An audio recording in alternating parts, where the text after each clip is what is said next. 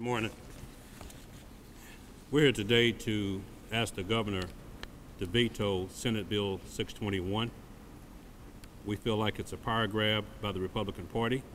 They have a supermajority in the House and in the Senate. We asked Senator Mike Young if he would consider making the Senate Bill 621 a public question in the form of a referendum so that the citizens of Indianapolis and Marion County could have a voice. The citizens of Marion County have elected the people that they wanted to lead them in the 4 at-large candidates that Senate Bill 621 would eliminate. The sheriff, who is an elected officer for Marion County, a constitutionally elected officer for Marion County, would have to have his budget approved by someone appointed by the mayor. The prosecutor would have to have his budget approved by someone appointed by the mayor. And we feel that the citizens of Indianapolis have elected the folk that they wanted to lead them, and we think that the people of Indianapolis and Marion County should have a say if their government is going to be restructured. So for that reason, we're asking Governor Pence if he will veto Senate Bill 621 and at least give the citizens of Marion County an opportunity to have a voice in their restructuring of their government. Thank you.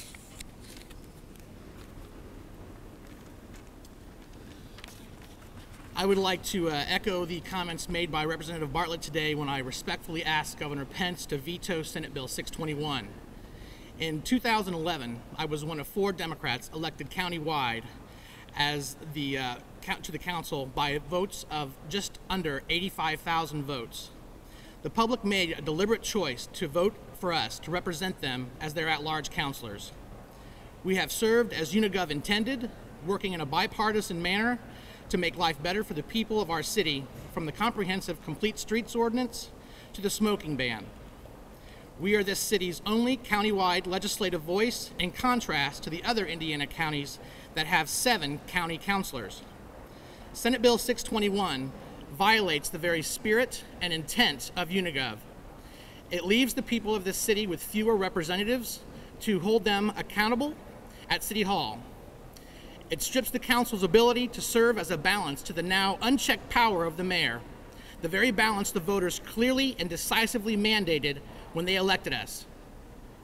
It also drastically alters the makeup of the City-County Council by eliminating the 4 at-large councilors without a shred of input from the people of Marion County in a purely partisan move that attacks the people's ability to self-govern.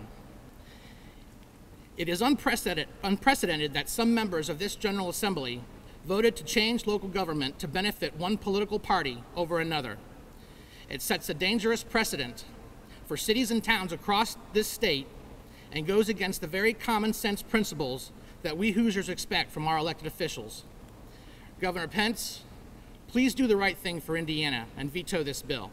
Thank you. I find it ironic that Republicans, who generally bristle at any suggestion of federal intrusion in state affairs, feel that it's appropriate at the state level to micromanage government in Marion County.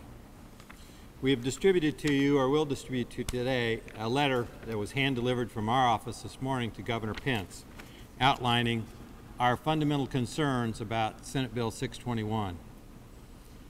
In a nutshell, those concerns are, number 1, as both John and Zach have mentioned, it would fundamentally alter city-county government by taking away the 4 at-large seats.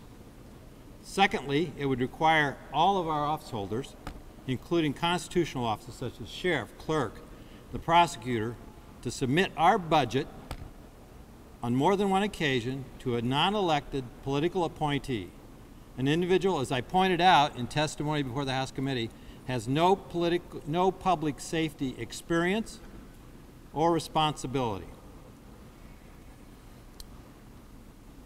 I've heard on more than one occasion legislators talk about the fact that they're tired of dealing with Marion County problems. And as we point out in the letter, that very statement begs the question, what is the problem that's being fixed? As I stand here today, I have never heard a single legislator articulate what the problem is, or the problems are, that are to be addressed by 621. And instead, as pointed out by the Indianapolis Star on Sunday, it is nothing more than let's abuse our power because we can award winner. Our point here today is simple. Let the citizens of Marion County decide how they are going to be governed. We respectfully request the governor to exercise common sense and to veto 621.